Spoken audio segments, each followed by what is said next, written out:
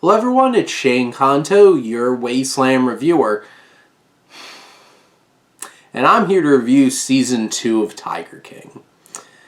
So, obviously, Tiger King took the whole entire US by storm on Netflix during COVID.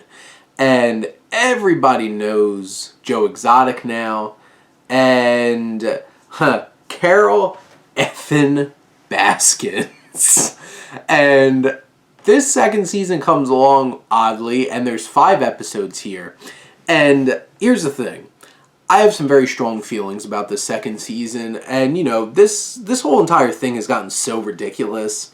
And it was a crazy, ridiculous ride that first time watching that first season. And at this point, this is just so ridiculous that it's kind of over it.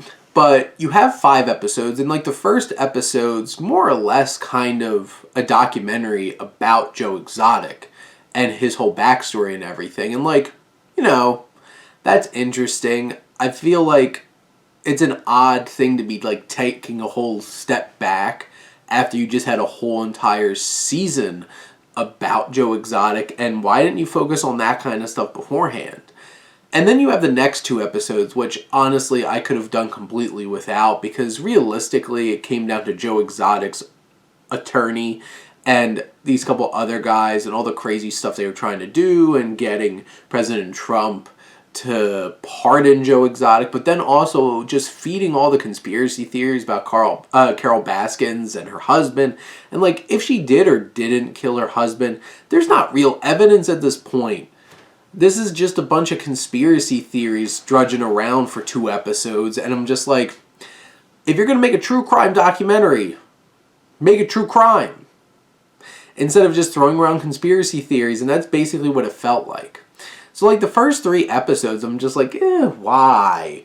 And then the last 2 episodes happened, and then I'm like, oh, I'm hooked back into this, because this is where they're really taking down Jeff Lowe and Tim Stark and their wildlife preserves, and it was real true crime stuff, the police investigating, trying to take them down, and then discovering some very interesting developments about the whole Joe Exotic paid money to get Carole Baskins assassinated, and putting a hit out on her. But is that what really happened? And this last episode really turns that up on end, and you're just like, oh, holy crap, there might be something interesting here. And I felt like they could have just took those last 2 episodes, put them together for an hour and a half special, and just done that. Could have been completely done. So when 3/5 of your season just feels like a bunch of nonsense, that's not good. So overall as a season of television, I feel like Tiger King 2 is just feels kind of like a waste of time for the vast majority of it. And to be frank, I think for the most part, you can skip over those first 3 episodes and jump into those last 2 and really find something interesting there. And that's where the real developments of what's really going on are happening in those 2 episodes. And I was really intrigued by them. And it really reframed a lot of stuff. But here's the thing. Every single person here, from top to bottom, are a bunch of scumbags. So it's kind of want to watch them all get taken down. And I have one thought, though. The water ski guy? Yeah, you know who I'm talking about. If Paul Walter Hauser does not play him in a future series or film made about Joe Exotic, I have lost all faith in humanity. That has to be him, right? Has to be. Just saying. And also, Nick Cage's Joe Exotic was perfect. And if they can't make that happen, then why even bother? But here's the thing. So Tiger King Season 2, mostly a wash, but does have a very interesting last 2 episodes. So even if you jump to those 2, you'll have something interesting to watch.